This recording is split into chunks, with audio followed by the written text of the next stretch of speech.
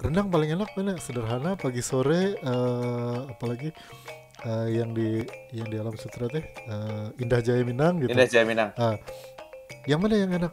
Wah pagi sore kalau gua mah. Kenapa? Soalnya bumbunya teh enak, rada manis gitu. Bumbunya yang penting, bukan Yes, dagingnya. betul. Dagingnya mah itu ya, daging rendangnya itu. Diganti kentang bulat juga nggak apa-apa gitu. Masih dimakan bumbu rendangnya. Masih Saya Irfan Kartawirya Saya Harnas, dan ini adalah Random Jumat. Halo, selamat hari Jumat. Halo, halo, selamat hari Jumat. Jumpa lagi bareng saya sama Irfan Iya, di Random Jumat. kita masih jauh-jauhan. Iya, masih walaupun kasus udah turun sih ya, Van ya. Udah turun pisan, tapi Udah ya, turun pisan. lama-lama bikin kayak gini dengan cara begini enak juga gitu. Lebih cepat ya. Lumayan ya, enak juga dan cita-cita kita tercapai kan dulu. Season yang ini katanya mau angle-nya ditambah. Ini angle-nya Iya, udah 2. kameranya Bareng dua, masing-masing di rumah. kameranya dua, kamera gua sama kamera lu Iya soalnya betul, jadi 2 angle kan. masing-masing. Masing-masing gitu. Iya, jadi ya mudah-mudahan teman-teman jangan lupa prokesnya tetap dijaga. Iya, Meskipun namanya rada turun, tapi ya belum hmm, belum hilang gitu kan. iya. Belum belum sama sekali hilang COVID-nya. Jadi harap dijaga prokesnya. Iya. Ya. Kita mau ngobrol apa nih, Har? Nah, sekarang Random kita Jumat. mau ngobrol satu topik yang lagi ini nih, Van. Indonesia Spice Up the World. Nah, Oh, kan bentar lagi oke. kan ada Dubai Expo ya. Hmm, hmm, Dubai hmm. Expo itu nanti Indonesia itu temanya adalah Indonesia Pas Spices up Up dulu. the World Hmm, gitu. hmm. Jadi ada apa sih, Van? Ada makanan ya? Iya, kalau kalau nggak salah Indonesia Spice Up the World itu yang karena waktu itu ada acara di kampus, terus salah satu pembicaranya tuh Pak Sandi Uno, Menteri Pariwisata kan. Terus dia ceritalah tentang itu, terus disebut Indonesia Spice Up the World itu akan mempromosikan 5 masakan dan 2 bumbu masak gitu ya kalau nggak salah. 5 itu apa aja? 5 itu populer dah, rendang, rendang, gado-gado, soto, sate, nasi goreng. Oh, rendang, gado-gado, soto, sate, nasi Nasi goreng. goreng. Oh, oke oke. Populer lah, itu makanannya populer. Terus bumbunya tuh kecap manis sama bumbu kacang karena untuk mendukung si sate sama gado-gadonya. Kecap manis ya. Gua tuh ada pengalaman sama bumbu kacang, kan. Ya. Nggak gampang menjual bumbu kacang di luar negeri itu ya. Ini pengalaman ini pernah gue ceritain di salah satu Instagram Live ya. Hmm, Jadi hmm, ada orang Itali baru pertama kali ke Indonesia, Oke. ya. Itu terus karena dia tahu gue jadi gue apa orang kuliner gitu ya, Hmm, hmm. dia udah semangat gitu. Dia senang makan. Terus dia bilang, Hari, I want to try Indonesian food. Oke oke, kita di Surabaya, kan? Oke. Surabaya. Terus oke, secara orang baru pertama kali makan Indonesia, Hmm, gue pilih yang presentasinya bagus, orang Eropa Oke, kan, oke. gitu. Jadi Botanica, kita makan di Botanica. Botanica itu bagus, Van. Di Surabaya dia itu kayak apa ya, ya sejenis sate Senayan lah gitu ya. Oke. Fine dining, mungkin nggak fine dining amat, tapi masakan Indonesia yang puguh gitu, yang Ya, bagus, proper gitu kan. gitu ya. Proper, terus rasanya juga enak. Tapi dia ya being in Surabaya, dia Jawa Timuran, ya kan. Oke. Ada pecel. Nah, Oke. dia punya yang namanya deconstructed pecel. Oke. Jadi menarik sayurnya di piring gitu Eh, ya. Sayurnya tuh dipisah-pisah jadi apa hmm, kol, hmm, toge gitu ya, semua kembang turi which is karena itu Jawa Timur jadi standar sayurnya hmm, tuh hmm. komplit ala Madiun gitu ya. Sama cup cup pastry kayak buat apa ya? Cup tapi dari pastry dari kulit Oke, oke, oke. pangsit tuh. Nah, sama satu apa sospen yang isinya bumbu kacang, ya Oke. kan? Nah, jadi cara makannya sayurnya dimasukin ke cup itu, Oke, ya satu-satu gitu diracik, iya. terus dituangin bumbu Bumbu kacang, kacang. terus dimakan klek gitu. Jadi satu satu cup itu satu suap. Hmm, hmm. Wih menarik kan? Gue pesen tuh pecel ya, datang kan, gitu orang Italia. Terus dia bilang apa ini salad ya? Iya, tapi ini salad nih, cara makannya begini gitu kan. Gue ambil cupnya, Hmm, gue taruh. Terakhir, oke. terus sausnya mana? Ini bumbu kacang ya. Hmm. Begitu gua tuangin itu bumbu kacang, si orang Italia ini mukanya berubah jadi hijau. Dan dari situ sampai terakhir dia nggak sentuh satupun makanan yang ada di meja. Terus sampai segitu, gue waktu itu sampai, aduh, berarti ini orang gak cocok dia. Gue sampai WhatsApp Pak, waktu itu album Pak Bondan masih ada. Gue sampai WhatsApp, Pak, restoran Italia di Surabaya di mana ya? Jadi ya ini ya, waktu itu gue ngobrol, topiknya adalah kalau kita mau memperkenalkan kuliner Indonesia di luar negeri, kita harus melihat kuliner kita dari perspektifnya mereka, bukan dari perspektif kita gitu ya. Bumbu kacang itu buat kita udah normal, tapi untuk orang Italia yang pertama kali makan, ketika di-serve-nya dituangin begini di depan mukanya, mungkin asosiasinya bukan ke bumbu gitu. Pas gue lihat dia mukanya hijau, gue pikir cilaka, salah ini. Harusnya gue makan yang lain dulu, rawon dulu gitu. Tapi mungkin dia karena ini Har ya, kan banyak orang-orang ya Eropa dan Amerika yang alergi kacang ya. Dan alergi kacangnya tuh parah pisan gitu. Jadi Oh dia enggak, dia enggak alergi kacang, tapi temennya alergi gluten. oh, Dan di Indonesia dia happy banget karena kan nggak ada gluten kalau Iya, makanan Indonesia. iya, Ya. iya. Iya, soalnya kalau yang alergi kacang itu kan kayak kayak lu masak ya, lu bikin pecel gitu, terus sendoknya dipakai buat nyendok atau lo nyendokin bumbu pecel terus sendoknya dipakai buat nyendok yang lain itu dia bisa bisa Iya, dia bisa bereaksi. alergi tuh. Bisa bereaksi. Iya, Bisa bereaksi. mungkin itu hambatan juga sih ya. Cuma peanut butter mah laris ya, tapi di Eropa Amerika mah ya peanut butter gitu. Tapi yang alergi kacang banyak sebenarnya gue Banyak, gitu. banyak. Itu rata-rata keturunan Afrika, Van. Hmm. Temen gue ada yang alergi kacang, dia yang bilang gitu. Dia tuh rata-rata keturunan Afrika katanya. Gue bilang di Indonesia kayaknya jarang dengar orang Iya, alergi alergi kacang kan. kacang. Jadi dia cuma bisa makan kacang mede. Oh, oke. Karena kacang mede itu bukan kacang. Dia mah sebenarnya Itu jambu. biji jambu. Biji jambu, betul ya. Dia cuma bisa makan kacang mede, beneran. Gitu. Jadi menarik. Kalau orang Indonesia kayaknya sealergi kacangnya apa ya efeknya? Jerawatan paling ya. Nggak yang sampai sesak napas gitu, enggak. Iya, sama kurang tidur itu. Kalau malam makan kacang, kurang tidur, sampai besokannya jerawatan. Penyakit mahasiswa itu. Penyakit mahasiswa itu. Tapi ya idenya bagus juga ya, Indonesia Spice Up the World ya. Iya sih. Challenge-nya kan milihin yang mau ditampilin, karena kan di Indonesia itu kan dulu kita pernah ngobrol kayaknya ya untuk milih makanan Indonesia yang buat ditampilin di internasional itu kan selalu jadi tantangan, karena kita nyebut ini aja udah dipilih kan, nasi goreng, rendang, soto, sate sama nasi goreng gitu. Itu aja kan sotonya yang gimana? Soto mana dulu nih? Gitu. Satenya Iya, sate mana nih? Mau sate Madura, Ponorogo, sate Padang, sate apa nih gitu. Jadi menurut gue sih keberanian kayak udahlah kita tetapkan aja yang soto itu maksudnya ini gitu, sate itu maksudnya ini gitu. Ada nggak di Indonesia soto yang lain? Banyak, tapi kalau mau ditampilin yang ini aja lah gitu. Iya. Menurut gue itu aja sih udah progresif lah menurut gue, bisa Tapi merumuskan 5 itu. gue tertarik dari Indonesia Spice Up the World ini dari positioning bumbu, Van. Iya. Mungkin kalau makanan Lebih seru Indonesia sih. mah udah berkali-kali dicoba lah ya.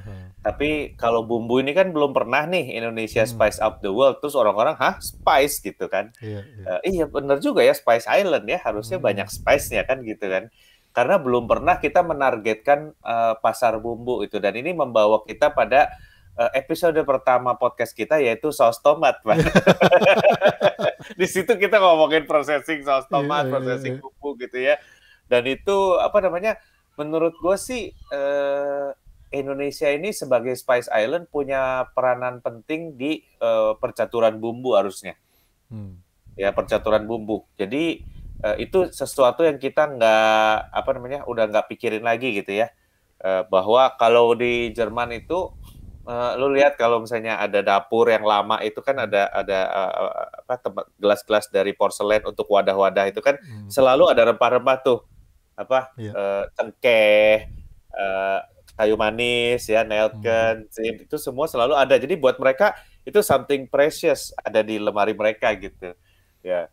Nah, kalau kita bisa, jadi mereka sudah merasakan bahwa itu barang itu valuable Hmm. gitu ya, berharga nih gitu. Nah, padahal kita sebetulnya bisa jadi eksportir bumbu Van ke sana ya. Iya, kayaknya sih sebenarnya masih ya kita kita masih jadi eksportir bumbu.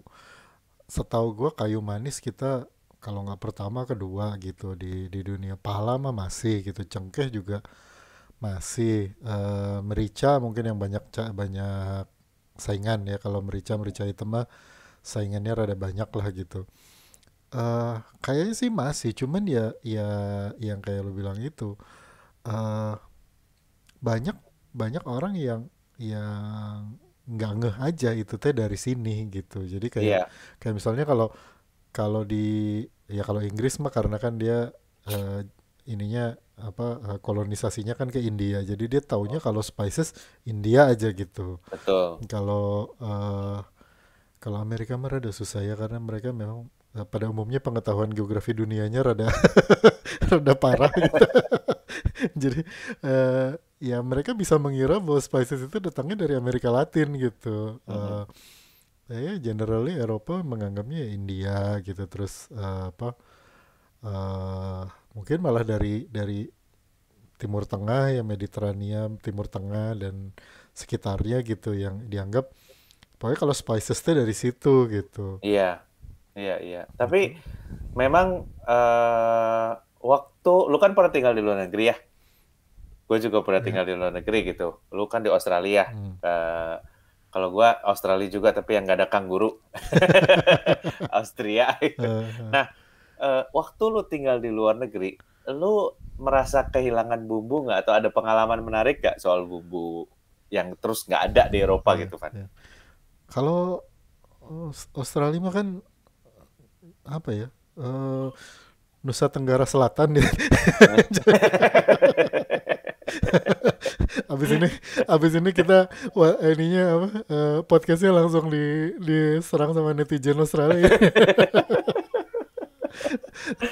Maksud gua dekat lah dengan kita gitu. Iya, iya, iya. Jadi ya gampang lah spices mah gitu.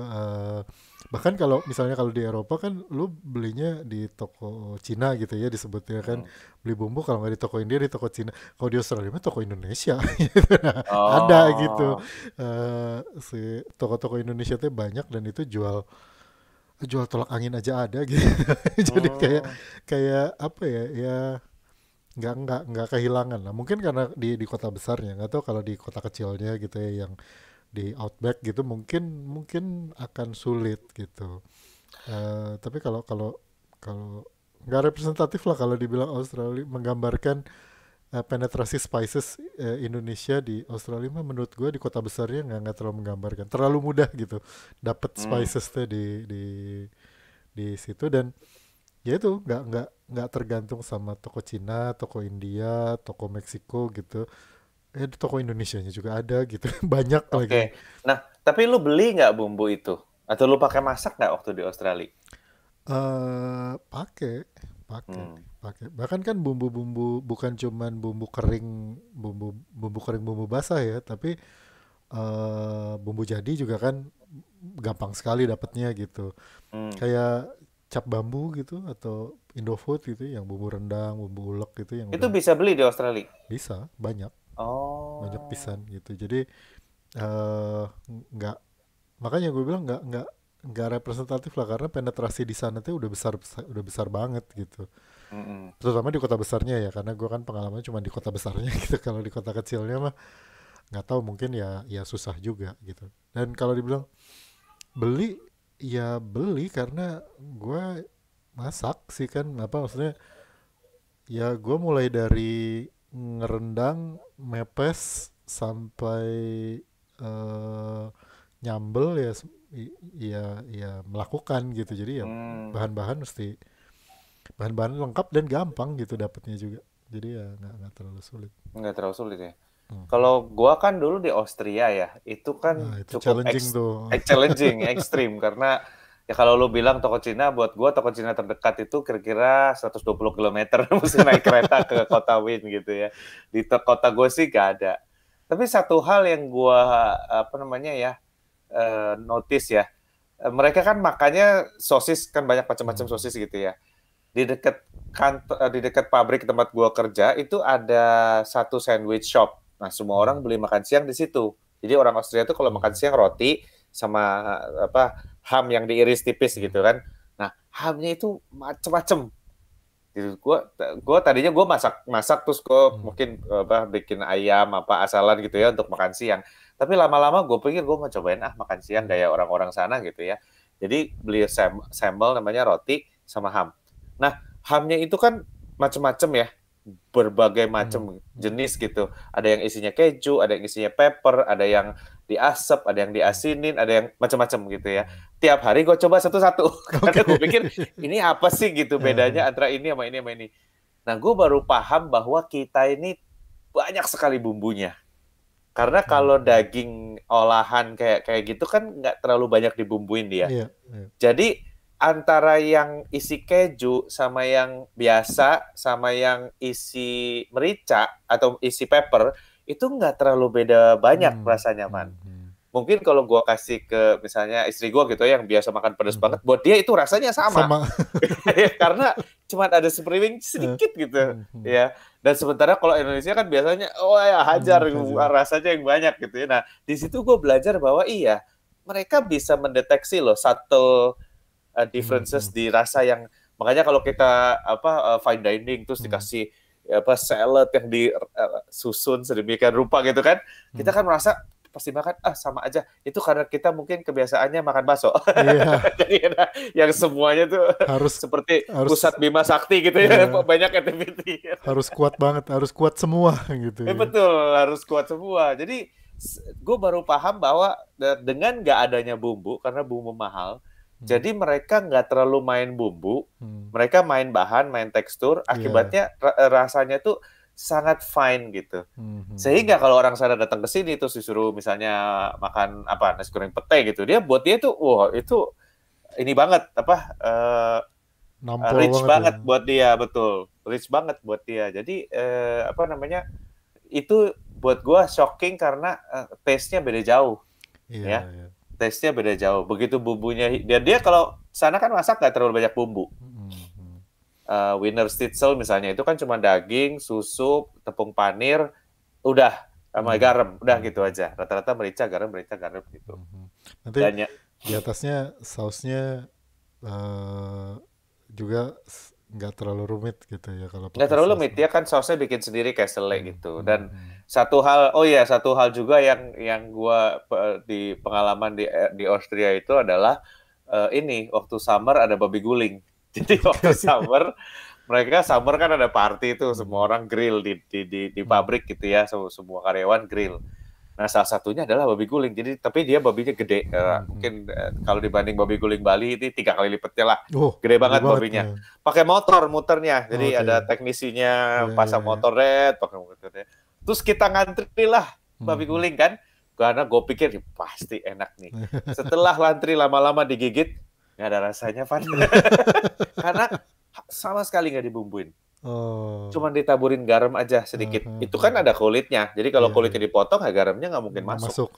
Itu daging bener-bener nggak ada rasanya. Kita waktu itu orang Indonesia ada 5 orang ya atau 4 orang bareng sama gue. Semuanya bilang, gila ini enak pisan apa sih ini? Gitu. Terus nggak ada sambal kan? Adanya saus kayak wasabi gitu. Jadi itu juga nggak semua orang suka gitu. Nggak ada sambal, adanya saus tomat doang. Aduh itu parah. Akhirnya kita makan sosis. Sosis. Karena ternyata kalau di Bali itu perut babinya itu diisi bumbu. Jadi waktu dia dipanggang, aromanya tuh meresap ke dalam dagingnya dari dalam keluar. Sampai kulitnya mateng, kokinya udah tahu nih kalau warnanya coklat berarti bumbunya udah nyampe di luar gitu. Jadi begitu digigit langsung rich. Nah, kalau nggak pakai bumbu ternyata nggak enak. Benar-benar akhirnya nggak dimakan sampai nggak kemakan gitu karena kita ngambil banyak kan. Kepikiran kita tuh kayak di Bali, ini ternyata beda. Jadi memang kalau orang Austria disuruh bumbu beli di Indonesia tuh selain kali masukin ke dalam perutnya sebelum dipanggang, gue rasa sih boleh itu. Tapi itu juga kan bedanya Har. Kalau lo lihat gitu ya. Kalau ambil aja lah menu menu Western yang paling umum sekarang lah di Indonesia ya, steak misalnya. Mhm. Itu kan selalu yang di-highlight kan adalah kualitas daging. Kualitas dagingnya bagus, ininya bagus. Iya, Sapinya begini begitu. Ada restoran yang dagingnya itu hand flown tiap seminggu 2 kali itu diterbangin langsung pakai ditenteng masuk ke Indonesia misalnya gitu. mhm, Eh, dengan berbagai cara lah. Kualitas daging. Lu bandingin sama orang kalau cerita eh misalkan di Indonesia. Kalau tanya, eh makan bebek goreng yuk di mana? Kaleo. Kenapa? Oh, dan sambelnya enak pisan. Sambelnya yang mana? Bebeknya iya, gimana? Ya bebeknya empuk. Udah sampai situ doang gitu. Tapi habis gitu sambelnya enak pisan gitu. Atau kayak apa rendang lah gitu ya. Kalau lu bilang eh rendang paling enak mana? Sederhana pagi sore apalagi yang di alam sutra teh Indah Jaya Minang gitu. Indah Jaya Minang. Ah, yang mana yang enak? Wah pagi sore kalau gua mah. Kenapa? Soalnya bumbunya teh enak rada manis gitu. Bumbunya yang penting, bukan Yes, dagingnya. betul. Dagingnya mah itu ya daging rendangnya itu diganti kentang bulat juga nggak apa-apa gitu. Masih dimakan bumbu rendangnya Masih dimakan. dan tidak mengurangi kenikmatannya Iya gitu ya. dan rada bersyukur wah ini rada murah berarti isinya kentang Betul, doang betul. gitu. Jadi kalau memang, Iya. memang beda sih kita fokusnya memang beda gitu. Fokus fokus kita makanan itu ya rasa rasa bumbu ya rasa rasa masakan gitu. Bukan rasa bahan gitu. Hmm. Sementara kan kalau kalau yang mereka karena bumbunya sedikit jadi yang menonjol rasa rasa masakannya gitu. Nah itu sorry rasa bahannya yang menonjol gitu. Nah yang repot adalah pada saat lu mencoba menabrakkan itu karena gue pernah nyobain gitu bikin pepes salmon. Mhm. Salmon itu kan se- sebagai bahan dia kuat ya rasanya maksudnya Iya, menonjol pisan gitu sehingga kan selalu ditampilinnya ya paling garam merica paling kasih rosemary gitu kan kalau mau iya. di pensir atau apa pakai butter gitu biar muncul rasa salmonnya gitu sementara gue nimpa itu pakai kemangi serai eh, bumbu-bumbu semua bumbu tomat bumbu pepesan lah biasa kunyit Mhm. itu segala macam bungkus aluminium foil di grill itu bumbu pepesnya menonjol, rasa salmonnya menonjol, tapi mereka berdua jalan sendiri-sendiri. Nggak Jadi cocok ya? nggak cocok, nggak masuk gitu lah ke ininya ya. Terutama kalau potongannya gede. Tapi kalau kalau potongan yang kecil, ikannya yang kecil, yang trout gitu, yang itu masih masuk. Karena dia nggak Hmm. terlalu. Tapi Bau. kalau udah salmon yang kita kan sering lihat ya salmon-salmon yang gede-gede yang oranye yang gede itu, nah itu di pepes mah ya mensana in corpore sano lah gitu yang satu ke sana yang satu ke sono gitu. Tapi emang salmon itu gue pernah coba apa kok? Gue lupa. Waktu itu eh, lodeh salmon atau apa gitu loh. Itu juga it doesn't really work karena Itu menurut gua salmon ini lemaknya tuh ada baunya iya. yang berbeda gitu loh. Yang kalau Mhm. dimasak jadi makin mateng makin bau dia. Iya. Gue baru sadar itu ini ada bau apa ya gitu. Kalau mentah nggak terlalu kecium. Iya iya benar Tapi benar. begitu dia mateng Mhm. itu baunya lumayan intensif tuh. Mhm. Sehingga menyebabkan nah yang cocok kalau pakai untuk miso soup karena misonya sendiri gurih kan. Iya. Jadi kalau ada lemak dan baunya salmon dia nggak terlalu mengganggu gitu. Tapi Mhm. begitu di bumbu kayak santan, kayak lu ya santan Mhm. dengan bumbu-bumbu, jadi ya itu mensana in corpore sano. Iya. Satu ke sana, satu Satu ke ke sono sana gitu. makanya. Mungkin nanti kapan-kapan kita mesti cobain itu salmon kita bikin tongseng har. Tongseng mon gitu ya, Ya tongseng salmon gitu. kita adu lah sama tongseng gitu. Tapi menurut lu ya, bisa nggak sih ngajarin, atau bukan ngajarin ya, mempopulerkan bumbu di kalangan orang barat gitu? Atau dunia luar gitu? Eh, gue rada rada rada liatnya gini, rada lihat perkembangan ya orang kan selalu bilangnya kan ke healthy food ya gitu ya, meskipun Mm, kayaknya processed food juga tetap populer lah gitu. Cuman kan kayak kayak vegan, less meat lah paling nggak, kalau nggak vegan pun less meat gitu. Kalau lu makannya sayur wungkul gitu ya, lu sangat membutuhkan bumbu gitu. ya, Kalau nggak mah betul, nggak enak gitu. Makanya betul. makanya kan jadi ya ada yang bilang ya jadi vegetarian di Indonesia mah gampang gitu karena banyak pisan ya, mulai dari tempe orek sampai gado-gado, pecel segala macam itu kan ya kalau lu misalnya ke warteg gitu sebenarnya sebagian besar menu warteg itu adalah vegetarian gitu kan. Mm-mm. Ya paling tidak kalaupun tidak murni, oh kan dia pakai terasi pak ini itu, ya oke lah. Tapi secara konsep dia sebenarnya tidak mengandung hewani gitu ya, kayak Mm. apa toge tahu, habis gitu acar kuning, tempe orek, eh, Oseng Paria. oseng paria, bala-bala gitu, sama tempe tepung. Itu kan Iya, semua vegetarian gitu. Jadi kalau orang bilang vegetarian, salad lagi gitu, sebenarnya mah meleset. Justru betul. kalau lu punya bahan yang dalam tanda kutip nggak ada rasanya, kalau kata Uncle Roger mah katanya vegetable taste like sad gitu.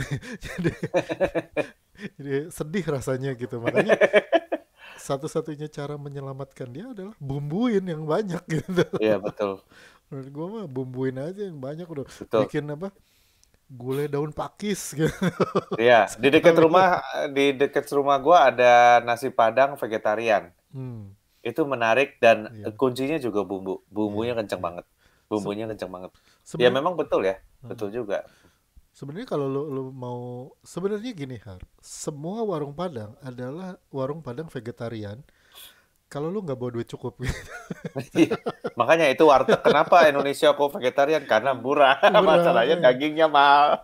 Jadi kalau lu ke warung Padang terus bilang makan di sini, iya dah. Terus dia ngambilin nasi, sayur, sambel, kuah, udah gitu lu bilang, "Op, udah itu vegetarian." Ya, itu vegetarian betul. Kecuali mungkin kuahnya kuah rendang gitu ya. Iya, betul betul. Iya, iya, iya. Berarti benar juga ya, di saat makanan itu mengarah ke arah yang sehat, maka bumbu itu akan jadi needs ya, Harusnya, harusnya keluar ya. Menurut gue sih gitu. akan keluar needs-nya ya. Mm, Akan keluar needs-nya. Dan menurut gua makanan Indonesia punya satu chance karena kalau makanan India itu kan sama-sama berbumbu kalau kita lihat ya. mm, mm, India juga sama-sama berbumbu gitu. Cuman masalahnya makanan India itu karbohidratnya tuh macam-macam kan, yang mm, belum tentu available di luar India gitu. iya, Sementara kalau Indonesia kan rata-rata nasi, di mm, mana-mana mm, nasi sih udah ada gitu ya. iya, Jadi bisa sebagai alternatif orang untuk makan sebetulnya. mm, mm, Jadi kita ekspor bumbu kita tuh supaya ini cuman kita perlu ngajarin aja caranya bagaimana iya, masaknya dan iya, rasanya tuh seperti apa gitu. mm, Rasanya tuh harusnya seperti apa gitu ya. Dan kuncinya ya di bumbu jadi. Gue inget banget dulu ada satu perusahaan besar ya ke Indonesia jadi gue disuruh diminta untuk presentasi mengenai mm, kuliner Indonesia waktu itu ke GM perusahaan besar multinasional ini di Indonesia. Ya oke, produknya termasuk makanan minuman dan salah satu produknya kecap ya. mm, mm, Nah, waktu itu dia bilang ke gue gini dan gue gak pernah lupa tuh. Dia bilang eh, visi dia mm, itu adalah membuat bumbu jadi. Bumbu mm, jadi, macam-macam bumbu jadi. iya, Gue iya, bilang kenapa? Untuk melestarikan makanan Indonesia. Kenapa harus mm, pakai bumbu jadi? Dia bilang karena di masa depan orang Indonesia itu nggak akan yang kerja suaminya doang. mm, Rata-rata kalau di perkotaan pasti iya, suami iya, istri kerja iya, dan dia tidak akan punya ART di rumah gitu. mm, mm, Suami istri anak. Kalau itu ayam mesti di marinate 3 hari sebelumnya terus diungkep. Jadi ibunya pasti gak bakal mau iya, masak dia bilang. Kecuali dia ambil bumbunya campur-campur dikit goreng jadi gitu. Nah, kalau tidak ada itu, maka makanannya akan punah, dia bilang. Karena nggak ada lagi orang yang bisa prepare, punya waktu untuk iya, prepare itu. iya, iya. Gue bilang, bener juga ya, menarik juga ya. Itu menurut gue penting untuk Mm, mempopulerkan, melestarikan makanan Indonesia, ya kita harus iya, fight di bumbu jadinya iya, gitu. iya. Dan itu lebih bagus menurut gua daripada misalnya yang dijual adalah makanan jadinya gitu. Karena kalau Betul. makanan jadinya kan lu benar-benar kehilangan kemampuan memasak Untuk, gitu ya kan. iya, Practically lu betul, cuman manasin doang gitu. betul. Kalau manasin mah kan netizen jago gitu. Cuma kalau kalau masak beneran ini kan yang susah gitu. Iya, Ya betul. dengan paling nggak Kalau kalau menggoreng yang jago ya orang-orang saham. paling nggak kan kalau lu pakai bumbu jadi itu kan nanti kan masalah selera gitu. Jadi begitu lu pakai bumbu jadi udah gitu, kayaknya ini kurang pedas, tambahin cabe. Ini kayaknya Iya, kurang ini, tambahin. iya, Jadi masih ada lah gitu ya, betul, pernik-pernik memasak itu masih masih ada lah gitu. Bener betul, juga sih, betul. gue setuju juga sih bumbu bumbu jadi itu ya paling enggak gini, kalau orang Indonesia pada umumnya udah nggak tahu cara bikin itu bumbu, paling enggak yang di pabrik masih tahu gitu. Betul. Betul, dan ini harus jadi industri ya, kayak Korea itu Hmm, udah mulai begitu orang-orang pandemi nggak bisa makan di restoran Korea, tapi hmm, dia di rumah nonton Netflix Korea terus, iya, ya. eh, Makanan instan Korea tuh laku keras, Van, iya, bener, gitu. Dan Korea udah bisa bikin misalnya tteokbokki sama iya, sausnya itu udah bisa dimasukin kantong di retort supaya tahan lama hmm, gitu. hmm, hmm, Udah bisa gitu. Jadi iya, artinya iya, itu bumbu pecel di retort juga bisa sebenarnya. hmm, Cuman belum ada marketnya nih ya yang iya, iya, yang tertarik gitu. Kalau hmm, menurut gue sih ya kita mesti mikir kalau bicara bumbu Indonesia untuk dunia kapasitas berapa? Nggak bisa pakai hmm, wajan lagi. iya, Lu mesti pakai kayak professional hmm, kettle lah dan hmm, hmm, sebagainya hmm, gitu. hmm, Supaya oke, bumbu Indonesia menjadi salah satu industri sama seperti eh, saus tomatnya Itali, iya, iya, ya kan? iya, Gitu. Oke, oh kita sip. mereview, kita kilas baliknya ke episode pertama nih, Van. Saus tomat. Episode kedua kita black hole. Jadi abis ini kita bakal ngomongin black Habis ini hole. ngomong berikutnya. Kita melakukan evolusi Ya, atau muter lagi muter artinya. lagi gitu. Emang dikira nyari bahan random gampang.